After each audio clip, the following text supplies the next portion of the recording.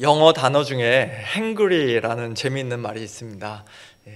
배고프다는 뜻의 hungry하고 화나다라는 뜻의 angry가 합쳐져서 배가 고파 괜히 짜증이 나고 화가 날 때 I'm hangry 그런 말을 사용합니다. 이런 hangry 현상에 대해 심리학자들이 실험을 해보면 사람들이 배고플 때 정말 더 쉽게 짜증을 내고 사소한 일에도 아주 예민하게 반응한다고 합니다. 혈당이 떨어지면 뇌의 감정 조절 능력이 둔해지기 때문이라고 하는데요. 어쨌든 굳이 심리학자들의 실험이 아니라도 또 어떤 의학적인 설명이 아니라도 우리가 배가 고프면 일상에서도 쉽게 주위 사람들에게 짜증을 내고 또 운전을 하다가도 평소보다 더 이렇게 난폭해지고 좀 이렇게 쉬운 별거 아닌 일에도 화를 내는 그런 것을 우리가 종종 경험하는 것을 우리가 잘 알고 있습니다. 오늘 본문 12절을 보면 종려주일 다음 날 곧 고난주간 월요일 아침에 예수님과 제자들이 예루살렘 근처 베다니에서 이제 주무시고 나왔을 때 예수님께서 시장하셨다라고 기록되어 있습니다. 그때 마침 저 멀리 무화과 나무 한 그루가 보였습니다. 예수님께서는 그 나무에 잎사귀가 무성한 것을 보시고 혹 먹을 만한 열매가 있을까 기대하셨지만 가까이 가서 보니 잎사귀 외에는 아무것도 없었습니다. 13절에 이는 무화과의 때가 아님이라고 되어 있어서 그 시기에는 원래 열매가 없는 때였겠구나 라고 우리가 흔히 생각하기 쉽습니다만 사실은 그렇지 않습니다.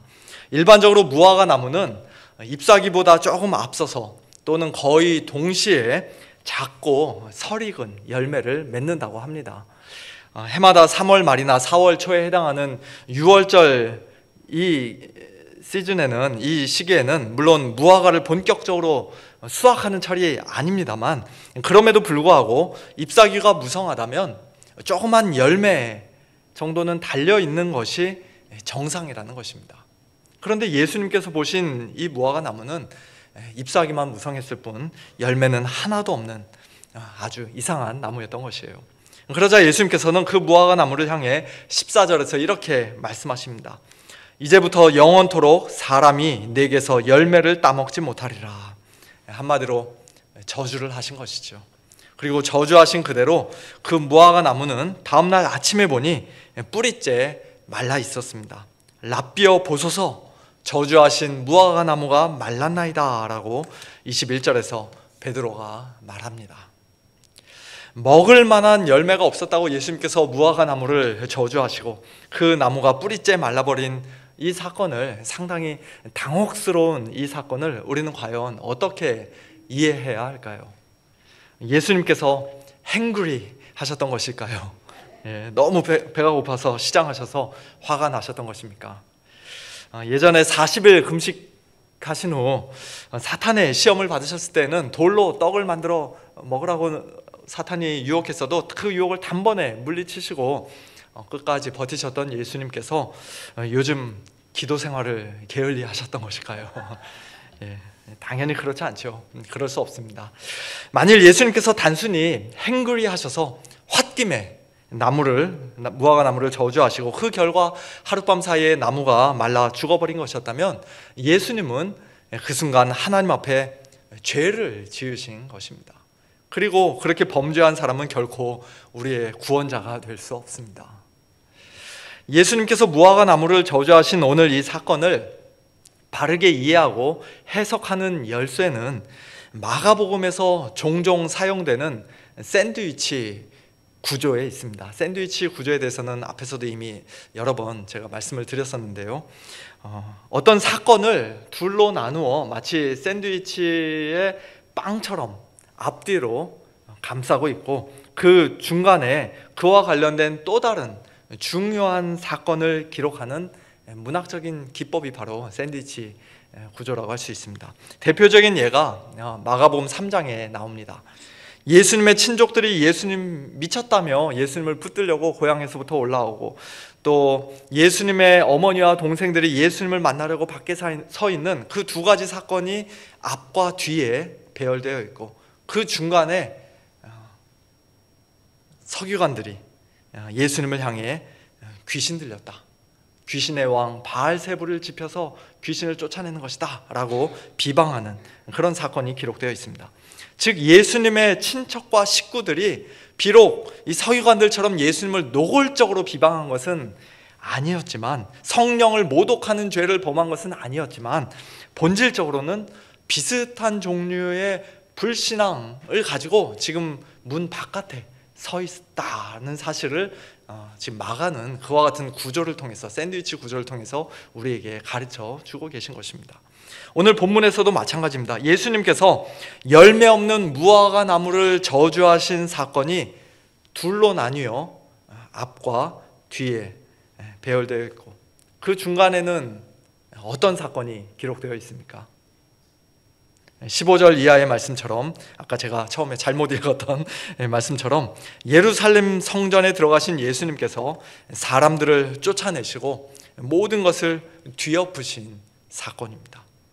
예수님께서는 성전 안에서 매매하는 자들을 내쫓으셨습니다. 돈 바꾸는 자들의 상과 비둘기 파는 자들의 의자를 둘러 엎으셨습니다. 아무나 물건을 가지고 성전 안으로 지나다님을 허락하지도 않으셨습니다. 우리는 예수님께서 행하신 이 일을 보통 성전 정화 또는 성전 청결이라고 부릅니다만, 사실 그보다는 성전 척결 또는 성전 심판이라고 부르는 것이 더 어울릴 것입니다. 예수님께서는 어느새 강도의 소굴이 되어버린 예루살렘 성전을 깨끗이 청소하고 개혁해서 구약 성경에 기록된 대로 만민이 기도하는 집으로 다시 회복시키기 위해 성전에 들어가신 것이 아니었습니다. 지금은 성전이 비록 이 모양 이 꼴이지만 내가 따끔하게 혼내주고 장사하는 사람들 사정없이 내쫓으면 다들 정신 바짝 차리겠지, 회개하겠지, 예루살렘 성전이 본래의 모습으로 다시 회복될 수 있겠지, 앞으로 100년, 200년은 최소한 성전으로서의 역할을 제대로 감당할 수 있겠지, 그런 기대를 가지고 오늘 이와 같은 일들을 행하신 것이 아니었습니다. 오히려 예수님의 이러한 행동은 잎사귀만 무성할 뿐 열매라고는 하나도 찾아볼 수 없었던 무화과 나무를 저주하신 것과 정확히 똑같은 성격의 행위였습니다. 즉 이제 더 이상 소망이 없을 정도로 완전히 타락하고 부패한 예루살렘 성전과 철저히 위선적이고 불신앙적인 유대 종교 지도자들을 향해 무서운 저주와 심판을 선포하신 것입니다. 그렇게 저주를 받은 그들은 무화과 나무가 다음날 뿌리째 말라 버렸던 것처럼 그들 역시도 이제 곧 뿌리째 말라 죽게 될 것입니다. 마가복음 12장과 13장에 예수님께서 거듭 말씀하시는 것처럼 포도원 주인이 와서 악한 농부들을 진멸하고 포도원을 다른 사람들에게 줄 것입니다. 멋지고 화려해 보이는 예루살렘 성전은 돌 하나도 돌 위에 남지 않고 다 무너뜨려지게 될 것입니다. 그 심판의 날이 언제입니까? 예수님께서 이 말씀을 하신 지 불과 약 40년 뒤, 한 세대가 채 지나가기도 전에 주 70년 예루살렘 도시와 성전은 로마 군대에 의해 철저히 무너지고 불타고 말았습니다. 구약 성경을 보면 무화과 나무는 포도나무와 더불어 이스라엘을 상징하는 말로 종종 사용되었습니다. 하나님께서는 당연히 그들이 좋은 열매 맺기를 기대하셨죠. 하지만 시간이 지나면 지날수록 오히려 그와 정반대되는 모습만 그들은 나타내 보였습니다. 호세아 9장 10절에서 하나님께서는 이렇게 말씀하십니다. 옛적에 내가 이스라엘을 만나기를 광야에서 포도를 만남같이 하였으며 너희 조상들을 보기를 무화과 나무에서 처음 맺힌 첫 열매를 봄같이 하였거늘 그들이 바알보올에 가서 부끄러운 우상에게 몸을 드림으로 저희가 사랑하는 우상같이 가증하여졌도다. 미가 선지자도 죄악된 이스라엘의 모습을 슬퍼하며 그들에게 곧 임할 무서운 심판을 미가서 7장에서 예언합니다. 재앙이로다 나여 나는 여름 과일을 딴 후와 포도를 거둔 후 같아서 먹을 포도송이가 없으며 내 마음에 사모하는 처음 익은 무화과가 없도다. 경건한 자가 세상에서 끊어졌고 정직한 자가 사람들 가운데 없도다.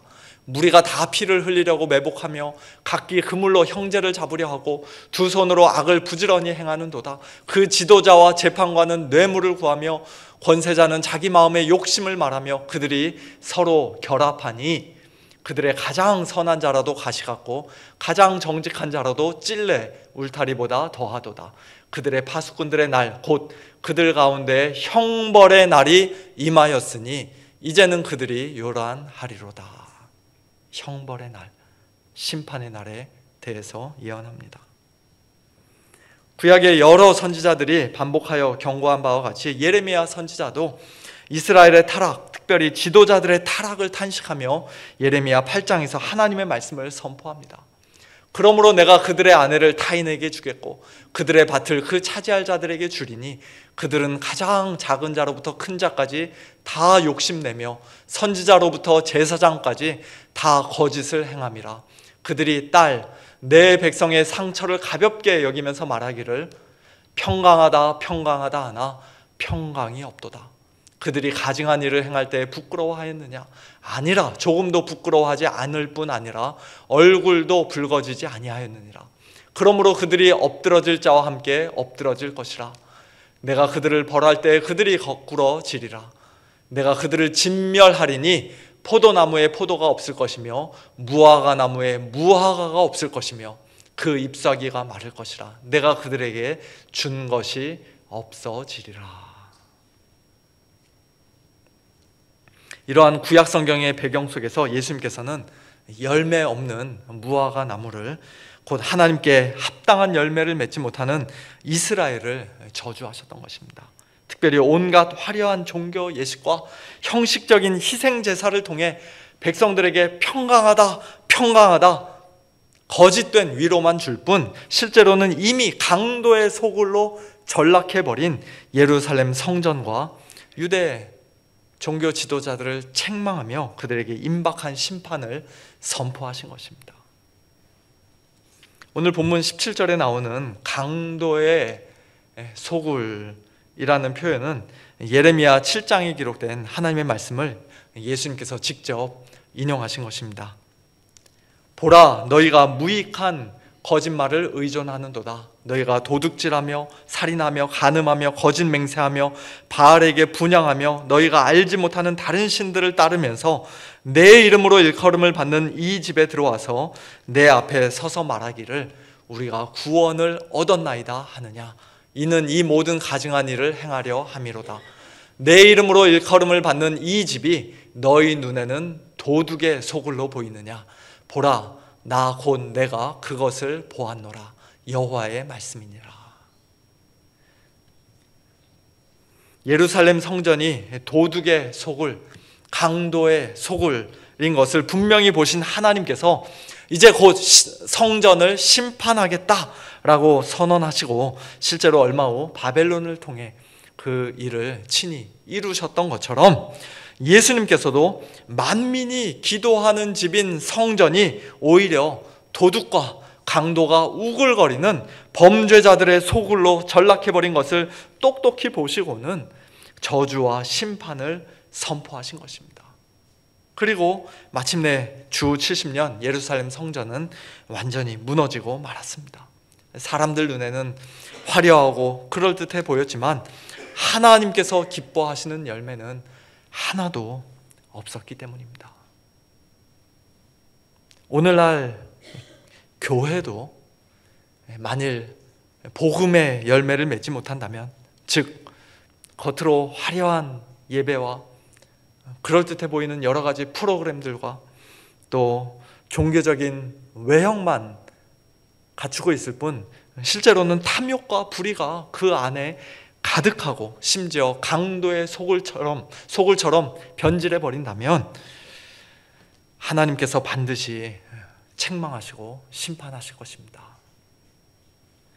물론 우리는 예수 그리스도의 은혜 아래 있기에 이미 받은 그 구원을 우리가 잃어버리지는 않습니다만, 그러나 그 은혜를 오용하거나 값싸게 여긴다면 그러한 교회는 주님의 몸된 교회로서의 영광스러운 사명을 온전히 감당하지 못한 채 주님 손에 의해 촛대가 옮겨지는 그와 같은 일들을 경험하게 될 것입니다. 그리고 실제로 역사 속에서 수많은 교회들이 그와 같은 안타까운 일을 경험했던 것을 우리는 잘 알고 있습니다.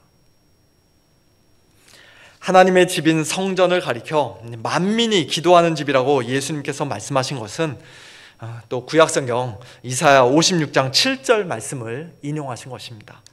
내가 곧 그들을, 여기서 그들이란 앞뒤 문맥상 이방인들을 포함하여 원래 성전에 들어올 수 없었던 소외된 자들을 가리킨 말인데요, 그들을 나의 성산으로 인도하여 기도하는 내 집에서 그들을 기쁘게 할 것이며 그들의 번제와 희생을 나의 제단에서 기꺼이 받게 되리니 이는 내 집은 만민이 기도하는 집이라 일컬음이 될 것임이라 하나님께서 말씀하셨습니다. 그렇습니다. 하나님은 이스라엘 민족만의 하나님이 아니라 만민, 온 세상의 하나님이십니다. 하나님의 집인 성전은 이스라엘 사람들뿐 아니라 만민이 기도하는 집이어야 합니다. 그런데 예수님께서 성전을 둘러보셨을 때 이방인의 뜰이라 불리는 성전 제일 바깥뜰에서 온갖 장사가 이루어지고 있었던 것이에요. 이방인들은 겨우 그곳에만 들어갈 수 있었는데 그 이상으로는 더 이상 안으로 들어갈 수가 없었는데, 그곳에서 이방인들이 하나님께 경건하게 기도하고 예배드리기에는 너무 시끄럽고 냄새나고 복잡하고 정신이 하나도 없는 그런 상황이었던 것입니다. 그래서 예수님께서 그 장사하는 사람들을 쫓아내시고 돈 바꾸는 자들의 상과 비둘기 파는 자들의 의자를 둘러 엎으시고 물건을 가지고 왔다 갔다 하는 사람들이 성전 안으로 지나다니지 못하게 막으셨던 것입니다. 하지만 이방인들이 하나님께 나와 기도하고 예배드리는 그 일은, 너무나도 중요한 그 일은 예수님께서 그날 하루 동안 성전에서 행하신 이 일들만 가지고는 근본적으로 해결될 수 없는 문제였지요. 그렇지 않습니까? 다음 날이면 또다시 도루묵이 될 게 너무나도 뻔한 상황이었습니다. 예수님이 가시지 않으면 또다시 똑같은 일이 되풀이되었을 것입니다. 만민이 기도하는 집이기를 포기하고 강도의 소굴로 전락해버린 예루살렘 성전은 더 이상 도저히 고쳐 쓸 수가 없는 그런 상태였습니다. 옛 성전은 심판을 받아 완전히 문을 닫고 이제 새로운 성전, 참된 성전이 필요했습니다. 그게 무엇입니까? 너희가 이 성전을 헐라 내가 사흘 동안에 일으키리라. 예수님께서 친히 말씀하셨던 것처럼, 요한복음 2장에서 친히 말씀하셨던 것처럼 바로 예수님 자신의 육체입니다. 참된 성전으로 이 땅에 오신 예수님께서는 십자가에 못 박혀 죽으시고 사흘 만에 다시 살아나심으로써 유대인과 이방인 사이를 가로막고 있던 높은 담을 단번에 허물어 버리셨습니다. 참된 성전이신 예수님 안에서 이방인들도 이제 하나님의 은혜의 보호자 앞에 담대히 나아가 기도할 수 있게 되었습니다. 멀리 떨어져 있던 이방인의 뜰에서가 아니라 하나님과 가장 가까운, 가장 거룩한 지성소 안에까지 들어가 하나님께 담대히 기도할 수 있는 그런 새로운 은혜의 시대가 열리게 된 것입니다. 오늘 본문 22절부터 25절까지의 말씀은 오늘 우리가 살펴본 무화과나무 저주 사건과 성전 심판 사건을 마무리 짓는 결론적인 말씀입니다. 직접적으로는 21절 랍비여 보소서 저주하신 무화과나무가 말랐나이다 라고 베드로가 여쭤본 것에 대한 대답으로 예수님께서 하신 말씀입니다만, 좀 더 넓게 보면 만민이 기도하는 집으로서의 성전과 관련하여, 즉 참된 성전이신 예수님 안에서 우리 성도들이 과연 어떻게 기도해야 할 것인가를 가르쳐 주시는 말씀이라고 할 수 있습니다. 예수님께서는 제자들에게 기도의 삶을 가르치시면서 그 핵심으로 믿음과 용서라는 두 가지 아주 중요한 원리를 제시하십니다. 먼저 첫 번째로 예수님은 믿음으로 드리는 기도를 강조하십니다. 22절, 하나님을 믿으라. 하나님을 믿으라. 기도는 단지 우리의 종교적인 습관이 아니라, 또는 나 자신에 대한 어떤 긍정이나 확신이 아니라 살아계신 하나님을 전심으로 신뢰하는 믿음의 표현입니다. 하나님께서 우리의 기도를 기쁘게 들으시는 사랑의 하나님이실 뿐만 아니라, 또한 우리의 기도를 얼마든지 들어주실 만한 능력이 있으신 전능하신 하나님이심을 우리는 굳게 믿고 신뢰하는 마음으로 기도해야 합니다. 예수님은 또 23절에서 이렇게 말씀하십니다. 내가 진실로 너희에게 이르노니 누구든지 이 산더러 들려 바다에 던져지라 하며 그 말하는 것이 이루어질 줄 믿고 마음에 의심하지 아니하면 그대로 되리라.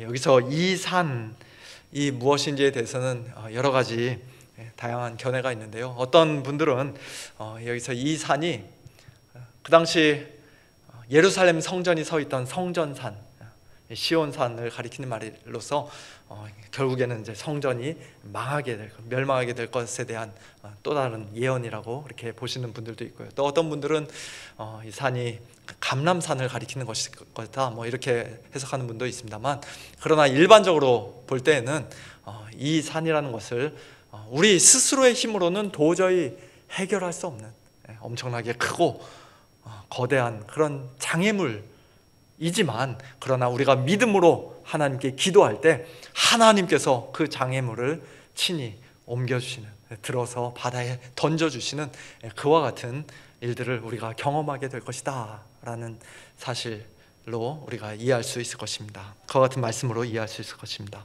믿음의 기도는 바로 그와 같은 하나님의 능력을 체험하는 통로입니다.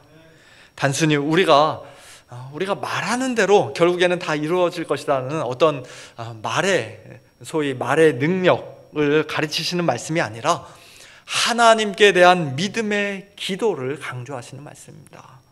24절 말씀도 마찬가지입니다. 무엇이든지 기도하고 구하는 것은 받은 줄로 믿으라. 그리하면 너희에게 그대로 되리라.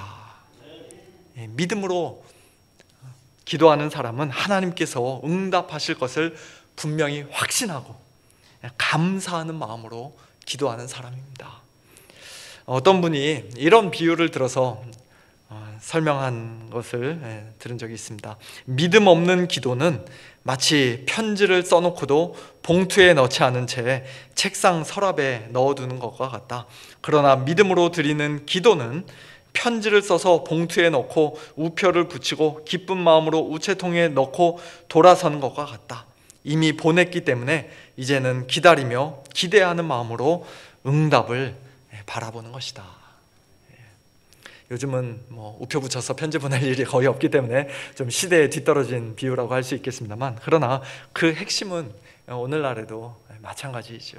우리가 하나님께 기도한 후에는 하나님께서 이미 들으셨고 또 응답해 주실 것을 믿고 기대하는 마음으로 우리가 하루하루 살아가야 합니다. 그것이 믿음으로 기도하는 성도들의 모습인 줄로 믿습니다. 기도와 관련하여 예수님께서 가르쳐 주신 두 번째 교훈은 용서하는 마음으로 기도하라는 것입니다. 오늘 본문 마지막 25절, 서서 기도할 때 아무에게나 혐의가 있거든 용서하라. 그리하여야 하늘에 계신 너희 아버지께서도 너희 허물을 사하여 주시리라. 기도는 단순히 하나님과 나 사이의 수직적인 문제만이 아닙니다. 나와 이웃과의 수평적인 관계도 막힌 것이 없어야 우리가 하나님께 나아가 기도할 수 있습니다. 누군가를 용서하지 않는 마음을 품고는, 미움과 원망의 마음을 품고는 하나님께 온전히 기도하기가 너무 어렵다는 사실을 우리가 경험적으로 이미 잘 알고 있지 않습니까? 기도가 술술 됩니까? 뭐 부부싸움을 크게 하고서는 뭐 하나님 앞에서 예전과 똑같이 이렇게 담대하게 기도할 수 있습니까? 화해하지 않았는데. 하나님께로부터 용서받은 자로서, 용서받은 자답게 우리는 형제를 용서하는 마음으로 기도해야 합니다. 형제를 용서해 주는 것이 우리가 하나님께 용서받을 수 있는 무슨 대단한 공로가 된다는 뜻이 아니라, 우리가 용서해 주지 않으면 하나님께서 우리도 용서해 주지 않으신다 뭐 이러니까 그게 마치 어떤 조건이나 공로처럼 들립니다만, 그러나 그런 뜻은 아니죠. 하나님께 참으로 용서받은 성도라면 형제를 기꺼이 용서해 주는 것이 너무나도 당연하다는 말씀입니다.